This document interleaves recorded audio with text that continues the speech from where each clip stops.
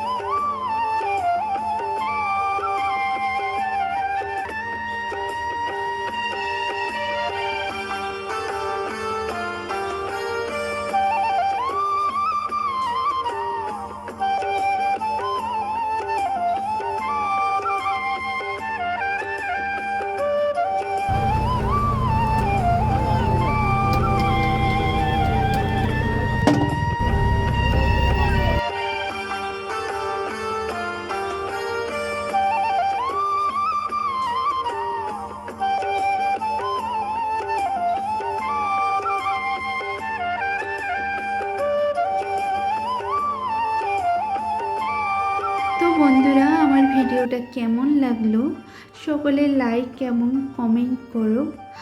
আর সবাই ভালো থেকো, সুস্থ থেকো, এই কামনা ভগবানের কাছে আমার পাশে থেকো। দেখো, আমি গাড়ি থেকে নামার পথে এই পুজো হচ্ছিল আমার পাশের গ্রামে, শীতলা এবং মনসা মাতার পুজো। তো কিছুটা শেয়ার করলাম। তো দেখো, টাটা সবাইকে। অদেন্দ্র রূপ তরিতে সর্বশত্রু বিনাশিনী রূপম দেহি জয়ম দেহি যশ দেহি বিশোজহি নতিভ্য সর্বনা ভগতা চণ্ডিকে দুরিতা।